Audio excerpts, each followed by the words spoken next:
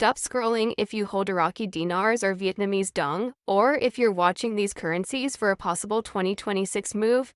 Stay with me for the next several minutes because this video will walk you through exactly where and how those currencies are being handled right now, what official exchange locations look like in 2026, and the simple steps you should take to be ready.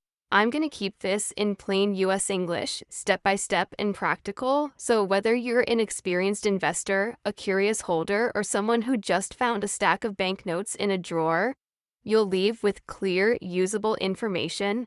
We'll cover the situation inside Iraq and Vietnam, the way international banks and designated centers are coordinating, what verification looks like, how to prepare your documents, what timing and scheduling can mean when volumes spike, and what security and anti-fraud measures you should expect. I'll also explain the differences between in-person cash exchanges, bank transfers, and managed redemption windows, and why using authorized channels matters for protecting your funds and staying within the law. I promise plain language and a calm, stepwise breakdown that you can read into a voiceover or deliver live. And I'll keep the whole update practical so your viewers can act with confidence when they need to. This is a major 2026 update focused on IQD and VND exchange locations, and it matters because official channels are the difference between a clean, verifiable exchange and a potentially risky experience with unofficial parties. Let's start with the big picture status inside Iraq and what that means for people holding Iraqi dinars. In 2026 and 2026, central authority activity and budget updates have made the official exchange rate and the role of designated banks part of the conversation for everyday holders. The Central Bank of Iraq has published regular exchange bulletins and has been active in setting formal rates that the federal budget references. This graphic activity from the central authority gives structure to how exchanges are planned and implemented. For holders inside Iraq, that structure typically means you'll be dealing with official bank branches or designated exchange counters that operate under central bank rules with clear verification and cash handling protocols.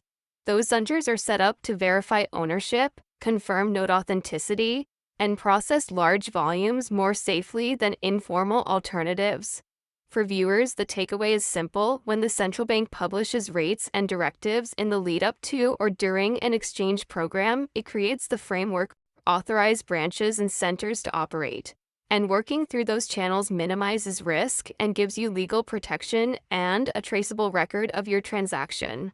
If you want to be ready in Iraq, focus your attention on official bank branches and central bank communications, and prepare the paperwork and identification those institutions will require. As we move into how international access is organized, it's important to understand that holders outside Iraq do not rely on random currency shops, but on a growing network of authorized banks and partners that coordinate with Iraqi financial authorities.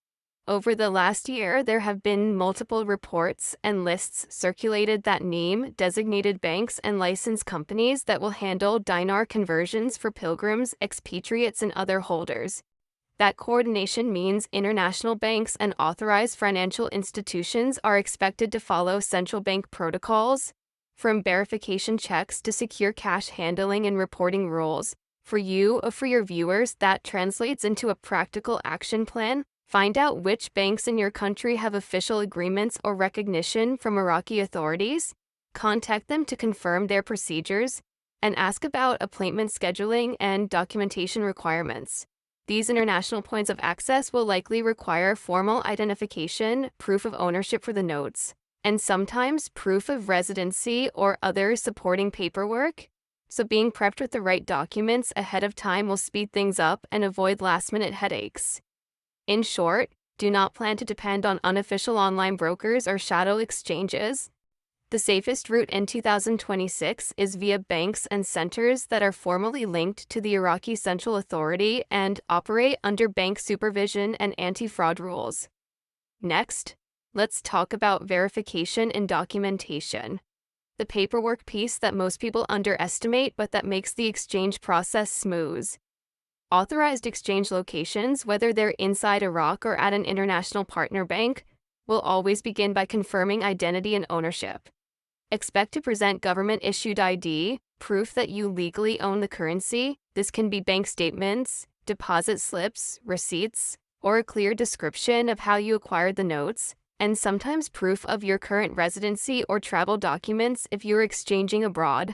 For larger amounts, there may also be additional forms to comply with anti-money laundering laws and to ensure traceability of the funds. Some centers will ask for notarized documents or require that you fill in specific bank or central bank forms. Others may use in-branch systems that link back to central bank verification systems. The practical benefit for viewers: get a checklist together now. Copy of passport or national ID, recent bank statement, any receipts tied to the purchase or transfer of the currency, and a utility bill or other proof of address where required. Bringing photocopies, originals, and a short explanation letter can reduce friction. Many authorized centers will offer guidance on exactly what they require, so call ahead if a teller or branch refuses to list requirements. Insist on speaking to a supervisor or look up the branch details on the official bank website before you go. Now let's look at operational logistics and timing, what to expect on the day you go to an exchange location. Official centers and authorized banks organize themselves with staffing, secure cash custody, and scheduled appointments during high-demand periods. If a larger movement or official announcement creates a surge, branches may extend hours temporarily, introduce appointment-only slots, or set up temporary exchange counters at specific sites to handle volume. That means your timing matters: early morning arrivals, scheduled appointments, and avoiding known peak days, for example immediately after an official announcement, will usually mean a faster, less stressful experience. For large holders or institutional investors, there may be separate windows, pre-registration processes, or corporate banking channels that handle bulk conversions, and those usually require advance notice and more stringent verification. For everyday viewers, the tip is to check branch hours, ask about appointment systems, and avoid speculation-driven chaos on social media. Official locations will prioritize orderly processing. Unofficial sellers often capitalize on confusion. Planning your visit to match official operating procedures gives you speed and security. Security and fraud prevention are non-negotiable parts of the exchange process in 2026, so let's break down what to expect and how to protect yourself. Authorized centers use secure vaults, cash counting machines, surveillance, and multi-person verification for large transactions. Personnel will be trained in note authentication techniques and fraud detection, and transactions will be logged to meet anti-money laundering rules. For you, the practical steps are to insist on written receipts, bank-stamped confirmations, and to get copies of every document the branch produces at the time of the transaction. Never accept a verbal confirmation only. Never hand over notes to an unknown individual or an unofficial outlet, and do not pay third parties in advance to reserve a rate or space in a line. Those are classic red flags. If you are traveling internationally to an exchange location, plan the physical security of your trip as well. Use bank safes or secure transfer services rather than carrying large sums of cash, unless the bank specifically instructs that in-person cash delivery is required and gives proper security guidance. Following the rules of the authorized center and insisting on traceable receipts protects both you and the broader financial system. Switching gears, the Vietnamese dong and how exchanges are being handled in 2026. Vietnam's currency system is managed with tight banking controls and a clear set of rules about who can sell and buy foreign currency. The dong is considered a closed currency in many operational respects. Foreign currency transactions and conversions typically go through authorized banks and official counters, and there are specific points, notably international airports and designated border crossing counters, that are set up for returning travelers or for specific authorized exchanges. If you are outside Vietnam holding VND and want to convert it back to another currency, your safest channel is to work through a bank that has an official presence or partnership with Vietnamese banking authorities.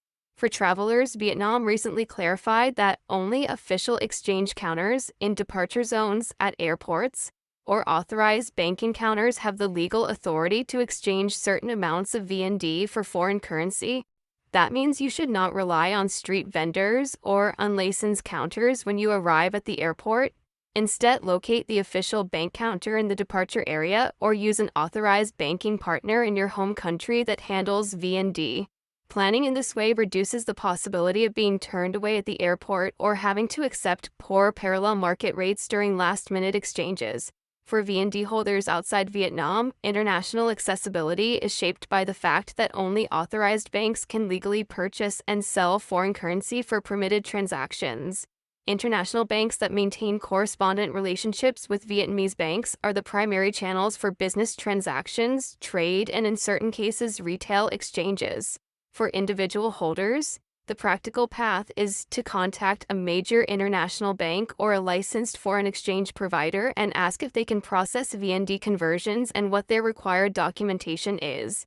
Keep in mind that banks may require proof of where the VND came from, and they may limit direct cash handling if the amounts are large, preferring to do transfers or to process the conversion through formal clearing channels.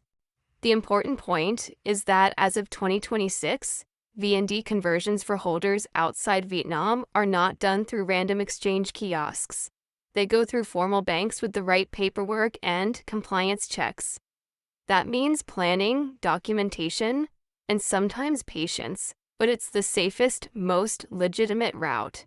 If you're advising viewers, tell them to verify the bank's authority to handle VND before committing.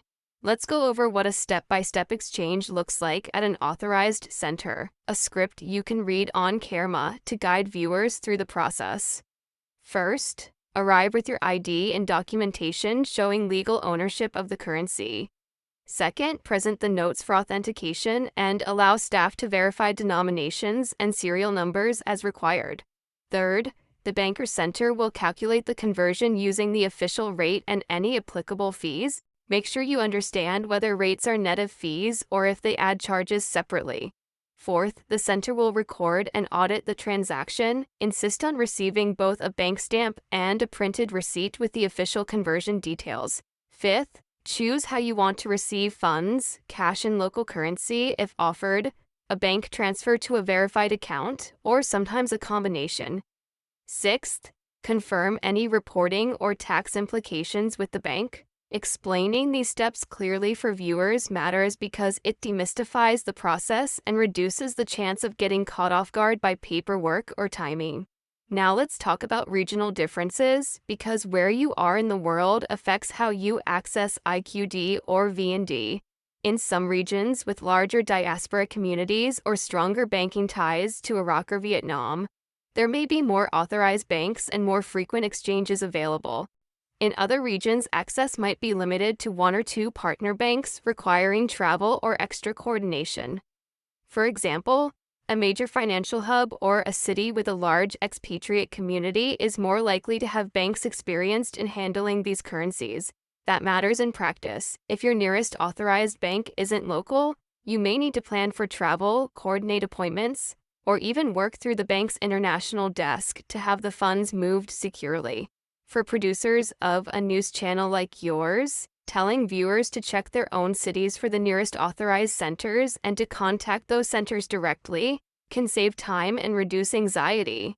Encourage viewers to call their banks to ask about cross-border transfer options and to understand whether the bank will accept cash deposits of IQD or VND versus requiring proof of an existing local account or a prior relationship. Next, a quick note on rates and budget references. In 2026, central bank announcements and budget documents can reference an official rate, and that official rate informs how authorized centers compute conversions. For instance, recent central bank and budget documents have been used to set the official rate for fiscal planning, which gives authorized banks a fixed reference point when they process conversions tied to governmental operations. But be careful, an official budget rate does not always equate to an immediate market revaluation or to a guaranteed retail conversion rate for every type of transaction. Banks may apply their own operational spread, fees, or conditions per their regulatory and compliance frameworks. For viewers, the takeaway is to always ask the bank to show the exact math of the conversion, how the bank got from X dinars to Y dollars, and to get that math in writing. That way there's no confusion about whether the official rate or a bank-specific operational rate was used. We should discuss the role of temporary exchange windows and why they sometimes appear in the headlines. When a central bank or government introduces a large program related to currency handling, whether for budget reconciliation, controlled redenomination, or a structured conversion window, authorized banks may open limited time windows to process a high volume of legitimate exchanges. These windows are often tightly controlled, require pre-registration, and often prioritize verified holders. They're used to manage liquidity and security while handling unusually large transactional demand. If viewers hear rumors about a 5-day exchange window or a short-term redemption program, advise them to seek official confirmation from the central bank or establish authorized banks and to demand clear instructions about registration and documentation. Do not follow social media chatter. Authorized centers will publish procedures. Planning and verified confirmation is vital whenever temporary windows are discussed, because that is when misinformation and fraud attempts spike. Let's be clear about what not to do. The common traps many people fall into around IQD and VND exchanges. First, don't hand over notes to intermediaries who promise to hold them for a better rate later. Second, don't accept deals that require cash transfers to private accounts or escrow services that aren't bank-backed. Third, don't sign documents you don't understand or accept on-the-spot conversions without a receipt and a bank stamp. Fourth, don't share your sensitive identification documents with unverified third parties. Fifth, double-check any appointment requests and ensure they are with an authorized bank branch. Fraudsters can mimic bank communication channels. If you teach your viewers to spot these red flags, you'll help them avoid scams that often follow currency events. Using authorized channels and insisting on written stamped confirmations will prevent many common problems. Now let's cover logistics for larger holders or institutional exchanges, because procedures are often different when the amounts involved are substantial. Larger exchanges may require prior notice to banks so the branch can prepare cash reserves, set aside a dedicated teller or vault access, and run additional due diligence. Banks often require enhanced verification for larger sums, including source of funds documentation, corporate documents for entities, and sometimes even tax or regulatory clearance. Institutional holders should coordinate with the bank's corporate or treasury desk in advance to schedule a professional exchange that minimizes delays and handles compliance efficiently. Tell your viewers that if they suspect they hold a very large amount, they should not attempt do-it-yourself walk-ins. Instead, call the bank's corporate or international desk, explain the situation, and ask for formal instructions. That will secure both the holder and the bank and keep the transaction fully above board. People often ask about fees and delivery methods. You'll see 3 common payout options at authorized centers. 1. Physical cash in the new currency, which is convenient but may require proof of travel or specific branch procedures. 2. Bank-to-bank transfer directly to a verified bank account. This is the most traceable and often preferred for larger sums. 3. A mix of cash and transfer if the bank supports splitting the payout.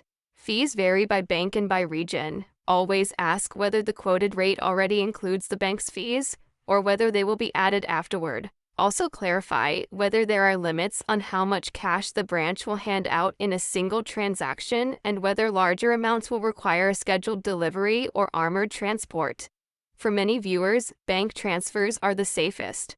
For those who absolutely need cash, planning early and confirming the branch's cash availability is essential. We also need to address tax and reporting obligations because authorized centers will often report large foreign currency transactions to regulators. In many jurisdictions, currency conversions of significant size trigger compliance checks and sometimes tax reporting requirements, especially if banks suspect large capital flows that might be subject to local rules. That does not mean every holder will be taxed, but it does mean you must be ready to explain and document where the currency came from. If you're advising viewers, suggest they consult with a tax professional or the bank's compliance officer before executing a very large transaction to make sure they meet local reporting requirements. That way, they avoid surprises and can move forward in a way that is transparent and compliant. For VND holders who are traveling into Vietnam or returning from a trip, some practical, travel-focused tips are important. Always use official airport counters and departure zones if you plan to convert leftover VND to foreign currency before leaving. These counters are usually the only legal exchange points for departing travelers to convert cash.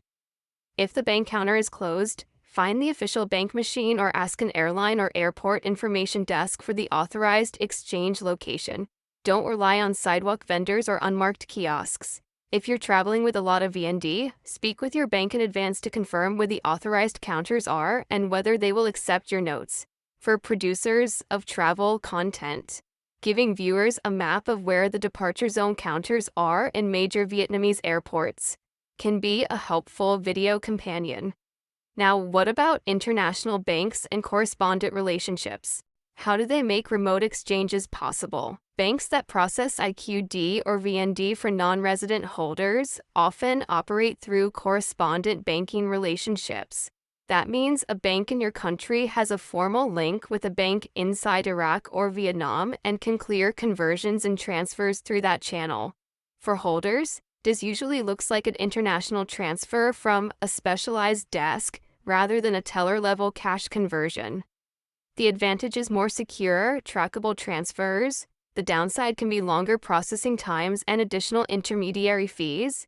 If you're advising viewers, recommend they ask their banks if such correspondent arrangements exist and what the expected timeline and fees are. For large holders, these arrangements provide a legitimate, bank-supervised path for converting and repatriating funds. Let's take a moment to explain how to find the nearest authorized center or bank in your region.